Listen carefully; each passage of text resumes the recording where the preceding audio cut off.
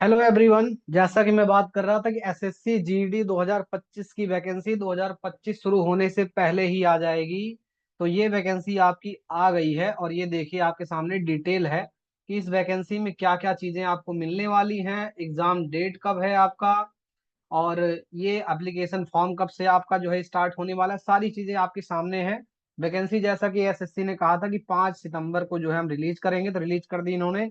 जी हाँ दोस्तों, इन्होंने बोला था 5 सितंबर, देखिए आज 5 सितंबर है और 5 सितंबर को इन्होंने जारी कर दिया है। इन्होंने कहा है कि आपका जो सबमिशन होगा वो 5 तारीख से ले करके जो है 14 अक्टूबर तक होगा। मतलब 5 सितंबर से जो है आपका 14 सितंबर तक, मतलब आपके पास टोटल 40 दिन का समय दिया है इन्होंने। अगर आप, पहली बात तो मैं आपको हमेशा बताता हूँ कि आप अच्छे तरीके से मन लगा करके आप जो है अपना एप्लीकेशन फॉर्म भरिएगा। अगर कोई फिर भी गड़बड़ हो जाता है, मैं आपको बताता भी हूँ कि मैं बताऊंगा कैसे भरना है फॉर्म वगैरह। कुछ गड़बड़ हो जाता है तो उसके लिए विंडो करेक्शन के लिए जो है डेट आपकी ओपन रहेगी कब से कब तक। 5 नवंबर से लेकर के 7 नवंबर तक यहाँ पे डेट दी गई है। 3 दिन आपका जो है ये ओपन रहेगा। आपकी जो एग्जाम की डेट दी गई है, वो आपकी एग्जाम की जो डेट है वो यहाँ पे दी गई है जनवरी फरवरी 2025 में आपका जो है ये एग्जाम आपका होगा। ठीक है, यहाँ पे डेट दी गई है जनवरी फरवरी 2025 में आपका एग्जाम होगा। तो आपके पास भाई देखो ये सितंबर स्टार्टिंग है, आपके पास पूरा सितंबर है, अक्टूबर है, नवंबर है, दिसंबर है, 4-5 महीने हैं आपके पास। आराम से जम के तैयारी कीजिए और इतनी बम्पर वैकेंसी का जो है अच्छे से फायदा उठाइए। जी हाँ दोस्तों, देखिए एकदम बम्पर वैकेंसी यहाँ पे दी गई। टोटल 39,481 वैकेंसी है टोटल। यहाँ पे कॉर्नर पे देखिए, राइट हैंड कॉर्नर पे 39,481 वैकेंसी, मतलब लगभग 40,000 के आसपास वैकेंसी आई है। ठीक है, ये 40,000 के आसपास वैकेंसी यहाँ पे आपको दी गई है। अब इससे बढ़िया सुनहरा मौका आपको सेंट्रल गवर्नमेंट में जॉब करने का मौका नहीं मिलेगा। जहां पे सबसे ज्यादा वैकेंसी जो है वो देखी गई है बीएसएफ में है। बीएसएफ में टोटल वैकेंसी 13,306 ये मेल में है, और फीमेल में 2,348 है। मतलब कुल मिला के मेल फीमेल मिला के 15,654 वैकेंसी है। वहीं पे बात करें उसके नंबर, दूसरे नंबर पे कौन सी वैकेंसी है, तो सीआरपीएफ की वैकेंसी है। 11,000 समथिंग यहाँ पे है मेल में, और 242 है लड़कियों में फीमेल में। कुल मिला के 11,541 वैकेंसी है। तो सबसे पहले नंबर वैकेंसी की जो भरमार है वो बीएसएफ में है 15,500 के आसपास। उसके बाद 11,500 वैकेंसी जो है सीआरपीएफ में है। 7,000 वैकेंसी लगभग सीआईएसएफ में तीसरे नंबर पे है। उसके बाद चौथे नंबर पे आईटीबीपी है। उसके बाद फिर आपका दिया गया है एआर असम राइफल्स जिसको कहते हैं। तो ये सारी वैकेंसीज यहाँ पे दी गई हैं, सब मेल और फीमेल कुल मिला करके। बात करें अगर हम लोग सैलरी की, तो यहाँ पे इन्होंने बोला है पे लेवल 1 जो है वो 18,000 से लेकर 56 मतलब 57,000 के आसपास है। ठीक है, किसमें सिपॉय इन एनसीबी। एंड पे लेवल 3 होगा जो है बाकी सबके लिए, फॉल अदर पोस्ट के लिए वो कितना होगा, वो ज्यादा है आपके लिए। लगभग 22,000 से शुरू होकर के वो गया है 69,000 के आसपास। ये मान के चलिए आपको जो सैलरी मिलेगी वो 50 से 55 हजार के आसपास में आपकी सैलरी बनती है। ये मान के चलिए आपकी अच्छी खासी बढ़िया सैलरी होती है। 60 साल तक की इसमें जॉब करने का आपको मौका मिलेगा। अभी आपकी जॉब लग जाएगी तो आप 60 साल तक, आपके उम्र के 60वें पड़ाव तक आप जो है सैलरी आप जॉब आप कर सकते हैं। इसमें ये मत सोचिएगा कि इसमें जो है 4 साल वाला वो जो अग्निवीर के जैसा, ऐसा कुछ नहीं। यहाँ पे आपको अगर जॉब मिल जाए तो लगभग 40 साल आप जो है इसमें जॉब करेंगे। बात करें अगर डेट की, तो आपका जो है एलिजिबिलिटी डेट आपकी क्या होनी चाहिए, तो दोस्तों 18 से 23 साल आपकी डेट होनी चाहिए। जैसे आर्मी के लोगों के लिए होता है, आर्मी में आप सोल्जर्स बनने जा रहे हैं, सोल्जर्स के लिए पोस्ट है बीएसएफ में सीआरपीएफ में। तो आपकी एज जो है नौजवानों को लिया जाता है, जो नए तगड़े तंदुरुस्त लड़के होते हैं। तो यहाँ पे 18 से 23 साल इसमें एज होनी चाहिए। और एज के लिए यहाँ पे डेट दी गई है, डेट कब से होनी चाहिए, 1 जनवरी 2025 को ये डेट जो है मानी जाएगी, देखी जाएगी कि आप क्या उस दौरान 18 से 23 साल के हैं कि नहीं।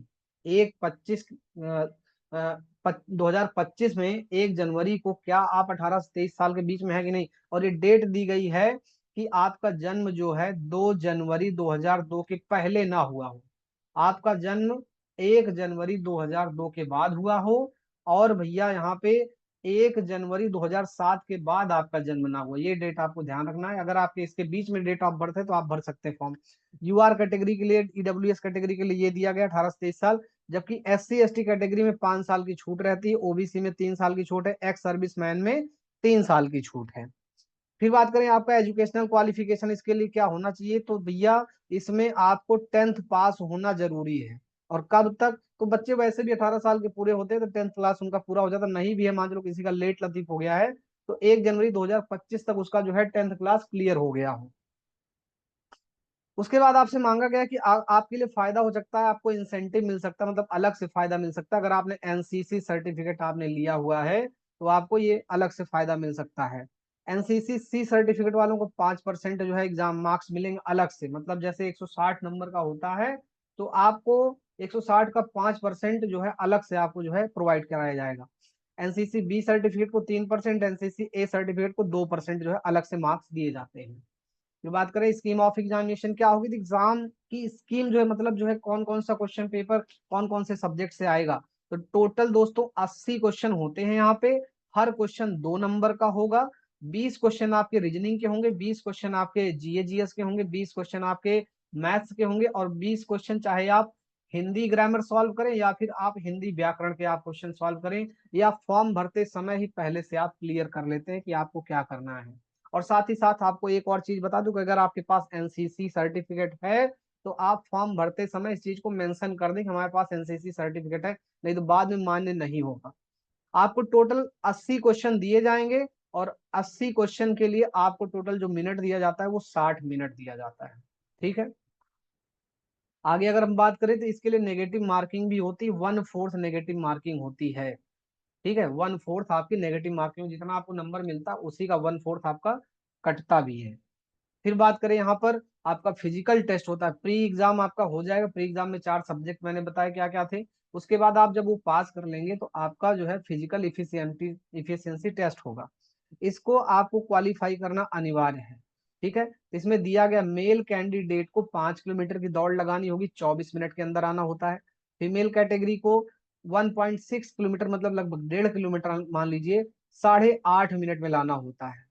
ठीक है, for candidate other than Ladakh region, मतलब जो लद्दाख के अलावा जैसे यूपी में है, बिहार में है, एमपी में, उनके लिए सब होता है।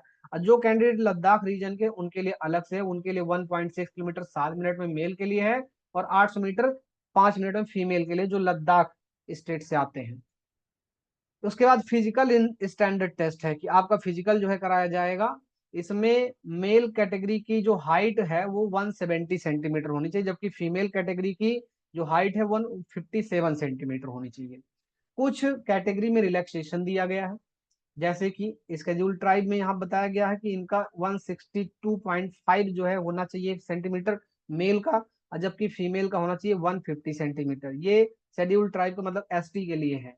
उसके अलावा यहाँ पर all schedule tribe candidate of north region, मतलब कि जो नॉर्थ स्टेट के हैं, जैसे कि आपका सिक्किम हो गया, उधर अरुणाचल प्रदेश हो गया, उसके एसटी ट्राइब का जो है 157 होना चाहिए, और जो है फीमेल का एसटी में 147.5 होना चाहिए। और अदर स्टेट के जो ट्राइब्स वगैरह हैं या कुछ जो है अलग रीजन के हैं लोग, उनके यहाँ पर दिए गए हैं, किसी का 160 किसी का 165 ऐसे सब दिया गया, आप आराम से इसको देख सकते हैं। उसके बाद यहाँ पे आपसे कुछ स्टैंडर्ड मेजरमेंट्स आपसे पूछे गए हैं कि आपका जो सीना होगा वो कितना होगा। तो अनएक्सपेंडेड जो होगा वो आपका 80 सेंटीमीटर होगा, एक्सपेंड करने के बाद जो है 85 होना चाहिए, मतलब मैक्सिमम आपका मिनिमम जो है 5 सेंटीमीटर आपका फूलना ही चाहिए वो।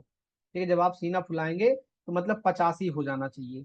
यहाँ पर ध्यान रहे कि ये लड़कियों के लिए लागू नहीं होता, लड़कियों को जो है ये चीज जो है नहीं करनी है, उन पे नहीं लागू होता है।